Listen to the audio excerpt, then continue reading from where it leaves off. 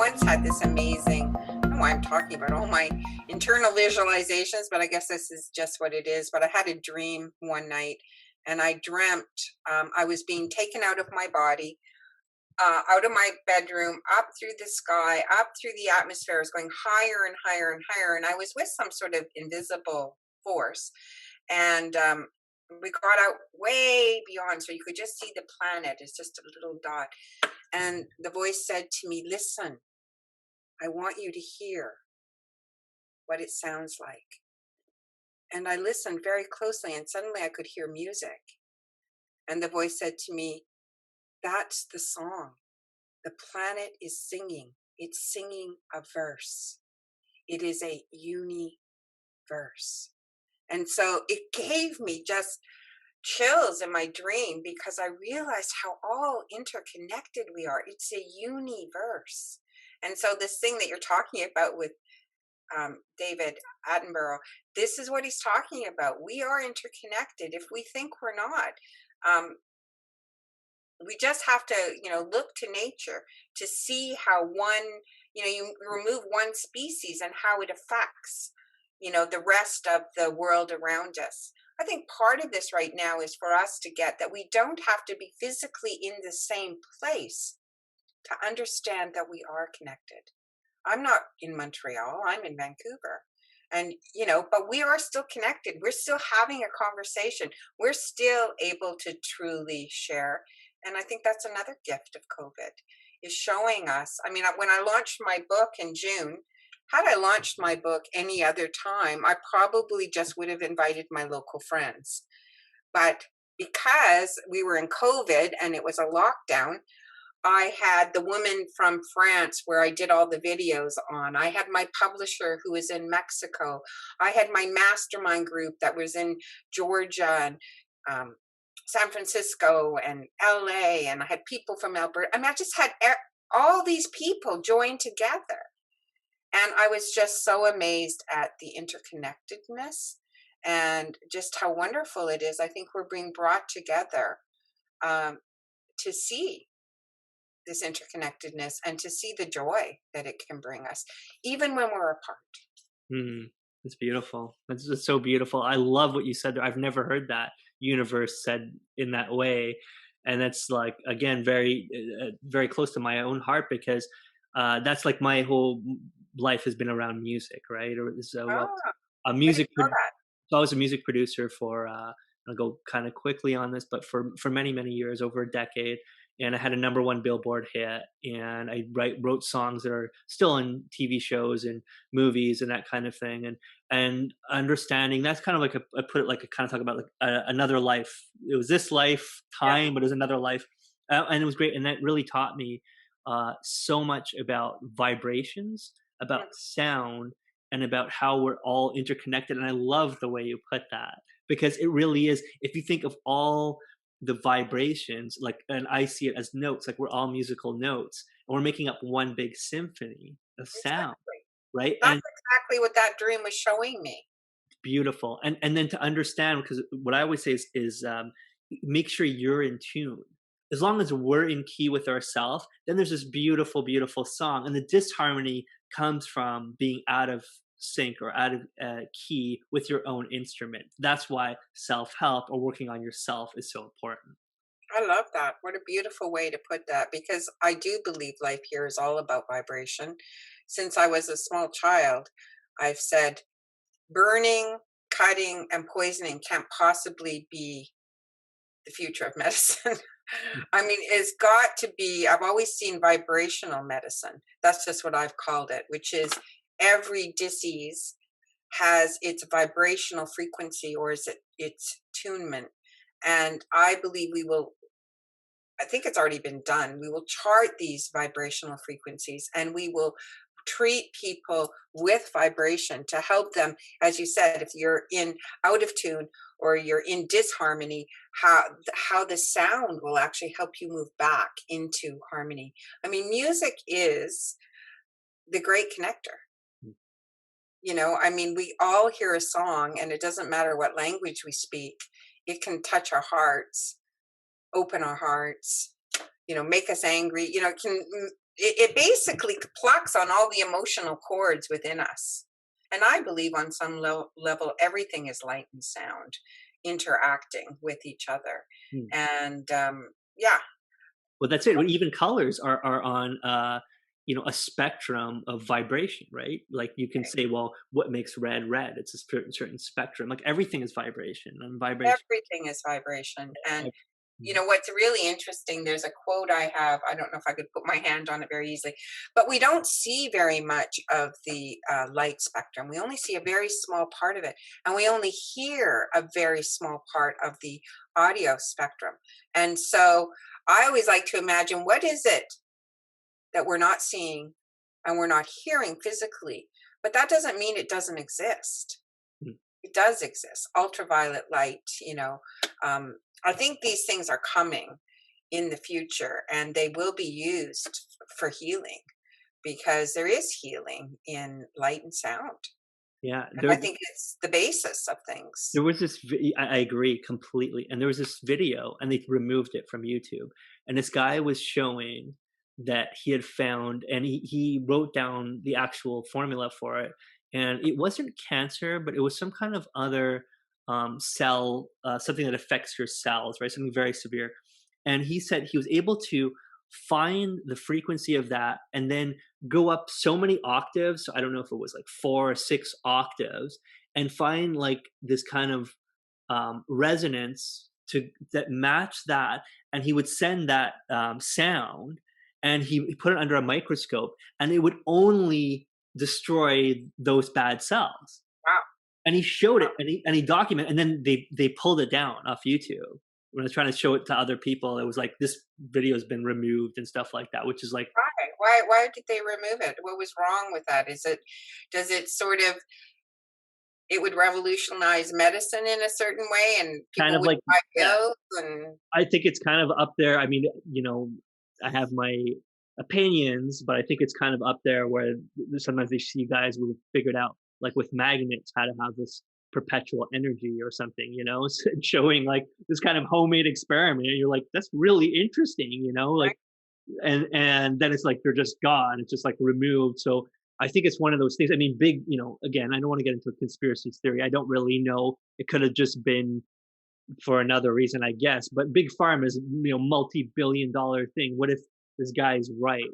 And you don't need all the pills and all the things and all the stuff. If you can fix that root and that vibration, and you no longer vibrate at that, then you don't have it anymore. Then you're healed. And right. it's amazing. There's so much interest on that. And that's the other thing, I think, which kind of you're getting around talking about spectrums of light and sound. I know that like there are animals and stuff that see like infrared and ultraviolet, and there are like bats that hear like sonar and different things. So definitely there's all these things out there. And I think one of the mistakes we kind of make in this information age, and I say we as like just in general, is thinking that we know it all. you know Yes, exactly. I 100% agree. I tell my students all the time, the strongest position you can come from in life is I don't know. Because when you say I don't know, you open your mind. You open to possibilities. When you believe you know, and you know concretely, then you want to defend, you want to make yourself right, and it closes everything down. So it's not like you can't have your opinions, have your feelings, have whatever you think sort of from your ego personality you might like. But when you say, yeah, I have my opinion or I have my idea about it, but I know I don't really know everything there is to know. So there could be all kinds of things that could shift that or change that or move me in a different direction. And if I can stay open to that, then I allow the divine, the the universe, the force, whatever you want to call it. I don't actually care what people call things, but you allow it to help you. So maybe I'm just looking over here, but I need to look over here. Mhm. Then if I can stay open with the I don't know, Still knowing you have your, I'm not asking you to give up everything, but just stay open enough that you will look in a different place or be guided to a different place. And we started out our conversation talking about that, how just books come to you or things happen to you. The universe is speaking to you always, always. I remember that was from Donald Walsh. He used that. The universe is speaking to you always. And the Course in Miracles talks about your body. Your physical body is a communication vehicle. So it is the mind that is running things. It's like the projector, and whatever we're thinking gets projected out and we see physically. Quantum physics talks about this too. So when you are feeling something in your body, it's like, and you're picking that up as your communication vehicle, it's trying to speak to you. So when you're feeling pain, for example, or you're feeling sadness, these are your signs that you need to look at something, that you need to pay attention, because the universe is trying to speak to you and your body is trying to speak to you about what needs to shift, what needs to change. So I say to people, just as the Course does, embrace those things. I've gotten to the point in my life where, just be curious. Why are you hurting? Why are you feeling sad? I mean, rather than it being bad, keep an open mind. Maybe it's a wonderful bell ringing in your life to try and get your attention, so that you will pay attention to something that needs to shift, so that you will live a life that is more at ease than at dis-ease. The work here is looking at what doesn't feel good, what isn't right, what is causing dis-ease, and how can I release that? How can I let it go? And you're talking about one way through sound. I think A Course in Miracles is another way. It's 365 lessons that is trying to train your mind to not think from fear, but how to come from love. And that's really what the whole course is about. It's a self-study program that is trying to train your mind to not think from fear and to think from love. And as you start to make those internal mind changes, you actually start to feel better. And I think that's why people continue to study. I've studied for 30 years, and I just keep studying more and more, because I know I don't have it all. I don't know everything. I just know what's come into my perspective. I'm sure Andrew, all kinds of things I don't know. And if I can stay open to those things, who knows? Yeah. Well, look, you just said so many wonderful things in such a short amount of time there. That was like amazing. So I would there's so many things that come to mind. One is that thing that the universe, depending on what you want to say, your guides, angels, subconscious mind is always speaking to you. Now, can you tune in to that radio frequency, to that channel? It's like the AM FM radio, right? Exactly. Yes. It's if I'm not, you and I are not, we're talking with each other right now. We're not listening to the radio, but if I know it's on, and if I turn on my radio, the guy's gonna he's not waiting for me to listen. And he's doing his thing. He's doing his show, his radio show. So if now it's always playing. Now, how often are we tuning in to listen to that show?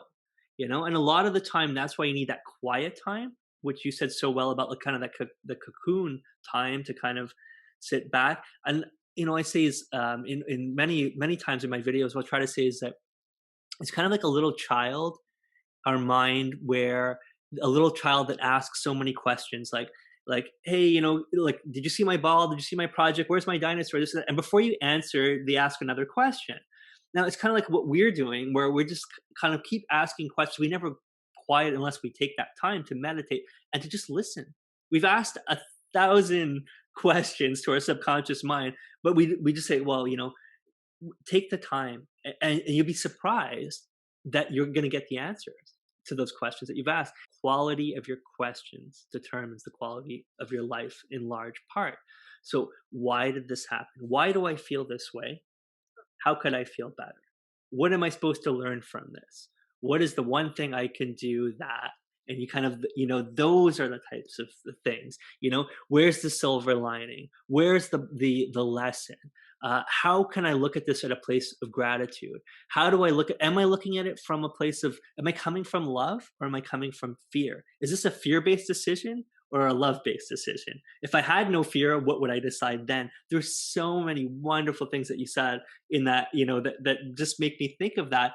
And then when you said, last thing, when you said about studying so much, and I think it's wonderful that you're studying, because each time you go deeper or a different level, like, you understand more. So I'll reread a same book, and I'm a big fan of, like, let's say Dr. Wayne Dyer, and I'll, reread some of his quotes or his stuff, and then I was like, oh, like I understood from a certain level, but I'm, every few years, well, now kind of maybe even every few months or weeks, my vibration is going a little bit higher. So I've seen the world a little bit differently. So I can understand things that I didn't understand before.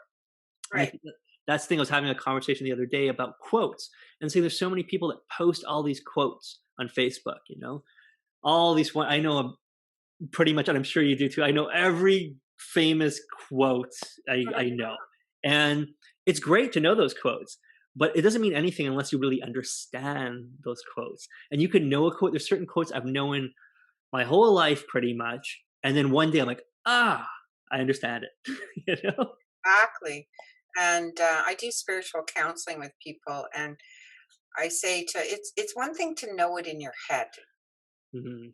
It's a whole nother thing when it falls into your heart. And it's one is a learning, and so your mind repeat you can repeat it, but you don't know it. You don't really know it yet. I've got a beautiful example of that. When I was studying I studied counseling at one point in my life, and I was at a wonderful place, got to give it a plug, Haven on Gabriola Island. We were doing a meditation, and a regression, actually. The teacher was taking us back to the womb, and then afterwards we came back and we were all sharing what we were talking about. And um, I said that I had built my body, this was my experience, I built my body from my mother's sadness. And the teacher looked at me and she said, oh my God, you better come and have a one-on-one session with me tomorrow. And I'm like, okay. So I go to her office, and she says, we're going to do this session. I'd never heard of this Gestalt, she said. And I was like, okay. So she said, you're going to be you're going to sit on one pillow, and I'm going to have your mother sit on the other pillow. And I'm going to say questions. You're going to keep your eyes shut, and you're going to move. I'm going to move your body from one pillow to the next pillow. And you're going to answer the questions. And I said, okay. So she starts off and she says, so Diane thinks, May, my mother's name, that you don't love her. Could you tell her what you think about that? So then she'd move me to be my mom, and I'd say, well, actually, I do love my daughter, but I just express it differently and in different ways than she does. And we're going back and forth on these pillows doing this thing. And at one point, she puts this towel in my hand. I've had my eyes closed now for 45 minutes. And she yanks on the towel and she says, I'll never let you go. Never. I'll never let you go. And I'm going, you have to let me go. Let me go. You have to let me go. She's going, I'll never let you go. And it gets to the point where she's dragging me around on the floor of her office, and I'm hanging on to the end of this towel going, let me go. And suddenly it occurs to me, I'm the one who has to let go. I have to let go. And I let go of that towel. And I'm just telling this story because it was one of those moments in my life. I knew I had to let go. Everyone told me, let go, let God, do all these things. But until it fell into me, I now know what it means to let go and how to physically let go. But this is how it happens for people. We start to read about it. I'm in marketing. I say from being aware to actually being able to act on something is at least what I call 7 or 8 different steps or hits. We don't just get it. We have to keep going back. We have to keep looking. We have to keep reading. That's why, as you say, Andrew, as your vibrational um, changes in your life, as you go through the years and you have different perspectives, when you go back and read different books, you're going to get different information. It's Oh going yeah. to resonate at a different level with you.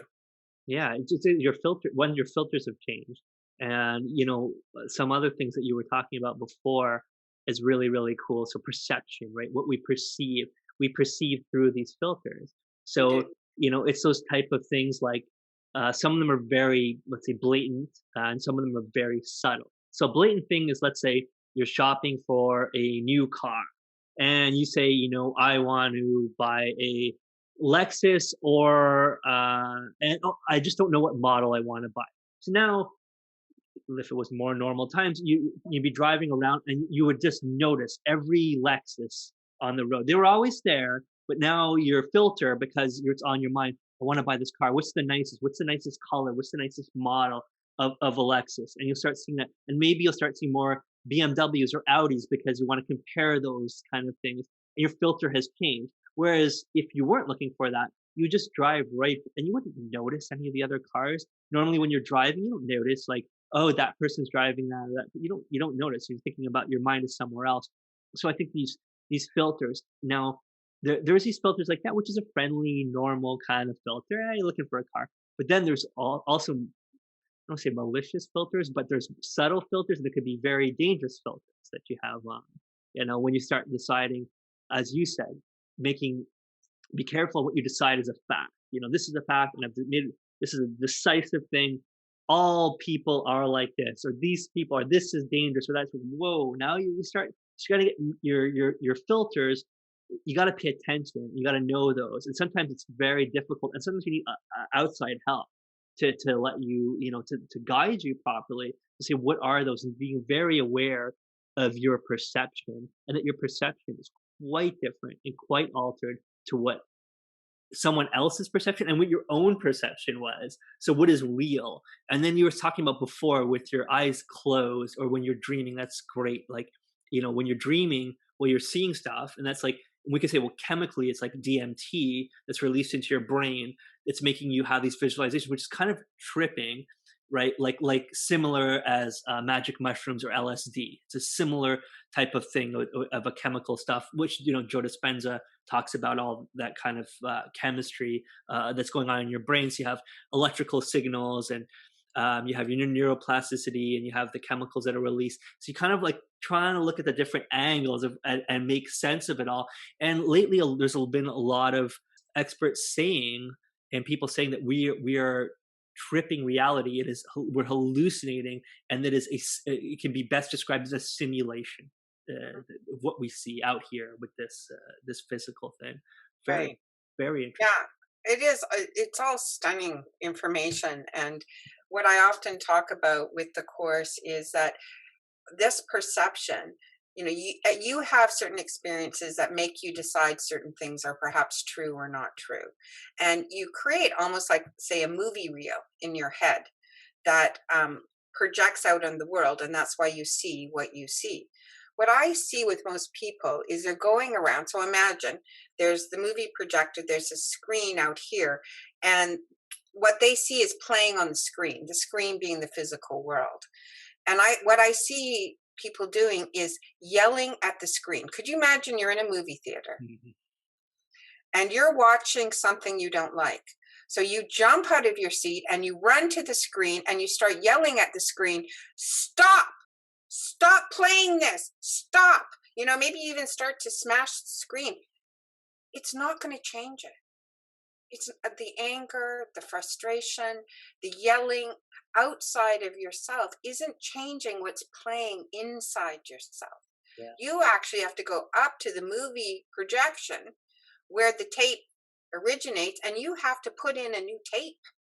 absolutely. You have to put in new perceptions. And that's really what my work is about. My book, the title of my book is Turn Your World Upside Down to Get Your Life Right Side Up, which I think is what's happening with COVID right now. But the subtitle is Reverse Thinking, based on A Course in Miracles. And every chapter, for example, if I just open up here, chapter 3, This is in life's big questions, because you're right. Your questions, the quality of your questions is the quality of your life. So, death, do we die? Western thinking, we all die. We see it every night on the news. 400,000 die in the United States. We're always confronted with this. And I think from a place where they want to make us frightened, right? And then reverse thinking is we're all eternal.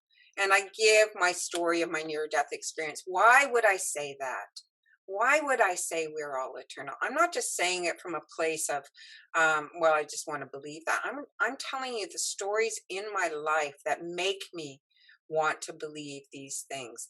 And then at the end of each chapter, I give quotes from A Course in Miracles that sort of backs up this type of thinking.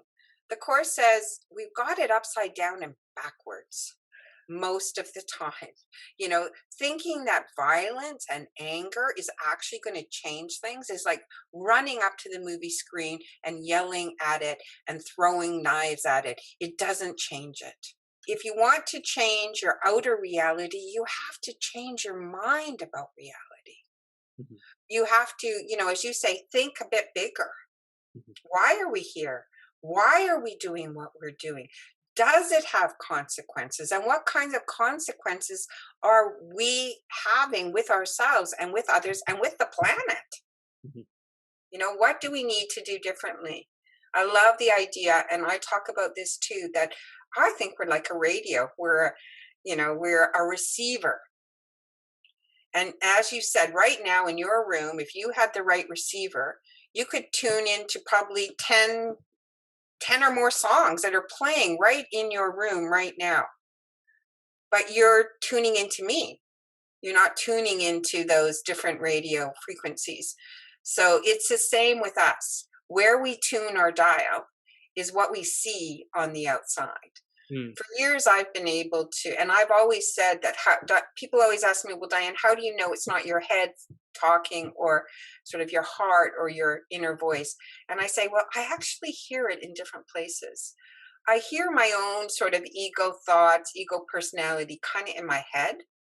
It chatters away to me. But when I really know something, I feel it in the center of my chest. Yes. Yes. Where do And you feel it? That's such a great question. I know some wonderful people, and they said the same. This paraphrase. You said it perfectly. Do you feel it? Where do you feel it? Do you feel it here? You said gut feeling. You yeah, know, I feel it in my gut. I feel like it's the wrong thing. Don't do it. Your gut yeah, feeling is never wrong.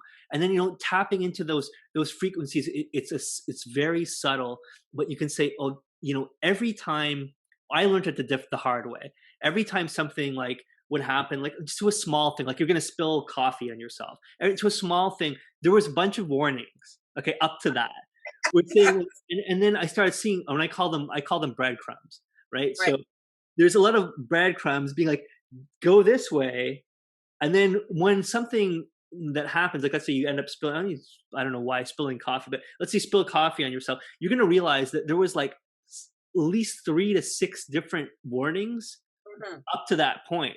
And I say just as coffee as an example, but for absolutely everything, there was always pointing you in the right direction. There was always the warning signs everywhere, but you didn't hear them because you weren't tuned into that frequency.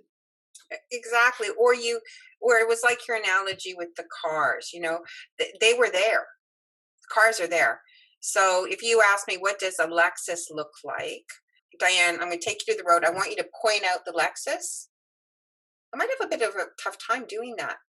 But if I actually go and look at a Lexus and study a Lexus and test drive a Lexus, and now you take me, I will have probably a better time being able to point it out. So those breadcrumbs are always there, but they're like the cars that we're not paying attention to.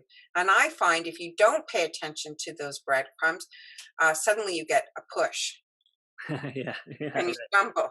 And then you didn't get it? No worries. The universe is endlessly benevolent. It wants to communicate with you. You didn't get the push? Okay, now you stumble and you fall. Mm. Oh, you still didn't get it? Not a problem. Now you're in a serious car accident and you're lying in bed and you have a lot of time to think. That's true. That could happen. That's one way. And the other way, I see it as these lessons. And if you miss it, it's okay because it comes back around. exactly. again and again. And the thing is, we got to be careful of, and I realize this, is that you could get stuck in these loops. I call them cycles or super Yes, cycles. And you yes. get stuck in like a small, so maybe you miss a lesson, okay? And maybe it comes back, if you're lucky, very quickly, like in a week or so, or, and it comes back and you have a chance to make that right again.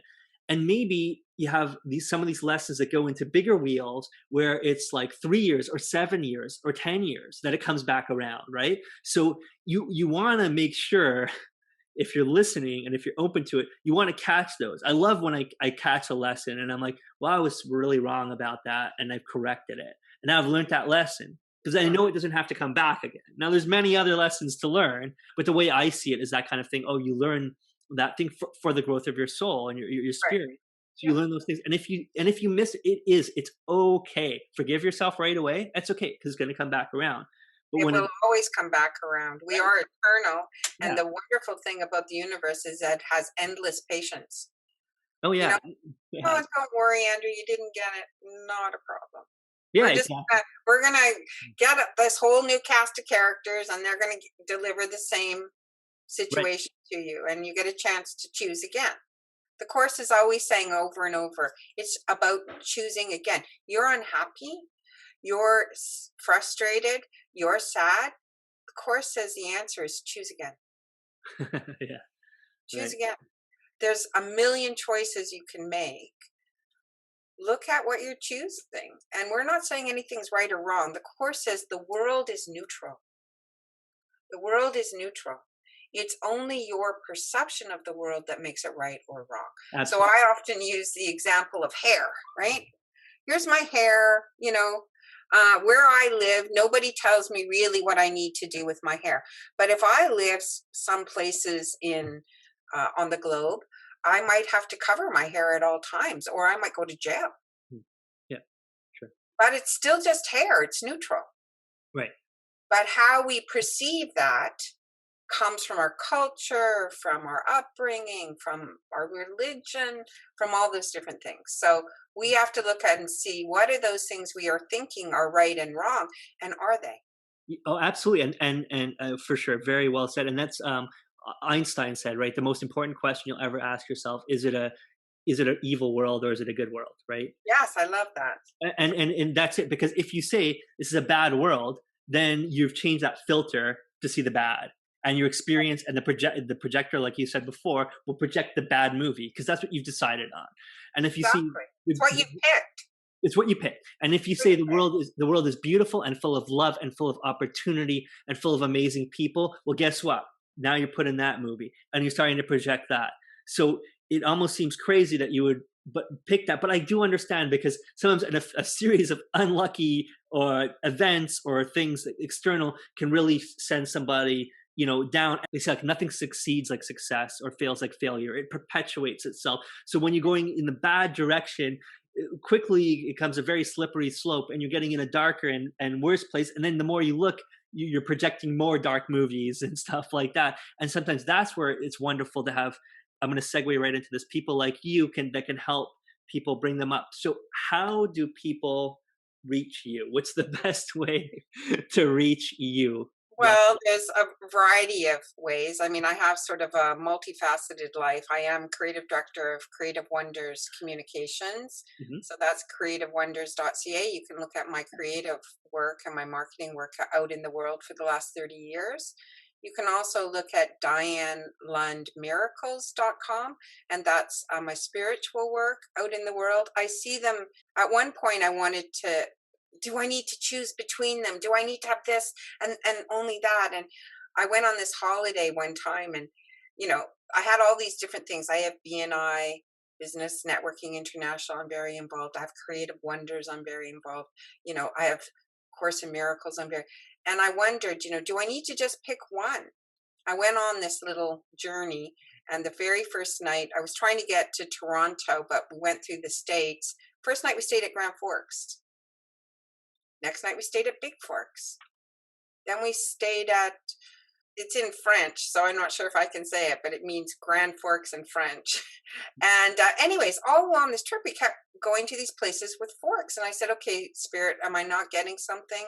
Is there a fork in the road? Am I supposed to choose between these things, between Creative Wonders and Diane Lund Miracles and BNI? And it just happened the whole way through the trip. Finally, I thought, okay, this is enough. I'm sitting down, I'm meditating, I'm getting to the bottom of this, fork in the road. And so I meditated and I saw a great big dinner fork.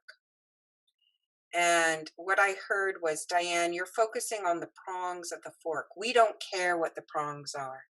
We don't care what you call it. Call it BNI, call it Creative Wonders, call it Diane Lund Miracles. What we care about is the handle. We want you to handle everything from a place of love. And if you do that, call it what you want. I was like, oh, good. I don't have to pick. So that's why I'm giving you multiple places to reach me. Very cool. Amazing. So listen, I think that we could speak for hours and hours and hours, but we're kind of pushing out of time. Yeah. So I want to say a big, big, big thank you for sharing. We completely went off script. Like everything I had written, we didn't go through, but it was just so interesting, and it took its own, amazing journey. And I think it's better than anything we could have planned, you and I together. Just I spontaneous. want to give you great gratitude from my heart, Andrew. I've truly enjoyed speaking with you. This is really the first conversation we've ever had, and I just feel connected to you across the globe. Just, what you're learning, I'm learning. And as you learn, I think because we are all connected, it helps us all rise up. And my idea is that we need to lift each other up, together. We are all one. I really believe it. It's not just a platitude for me. I have experienced it just like the universe. And I believe that we each have our own contribution to add into that kaleidoscope that is constantly shifting and changing. And if one of us doesn't give that piece, there's a dark hole in the kaleidoscope. That's it. Well, yeah, that's beautiful. I was going to ask you if there's any one last thing you wanted to share, but I think that's so beautifully stated right there. So, look, with that, Diane, I wish you a successful and peaceful mind, and thank you again so much for being on the show today. Thank you, Andrew. I truly enjoyed it. Blessings to you and to your audience. Okay, thank you so much. Okay.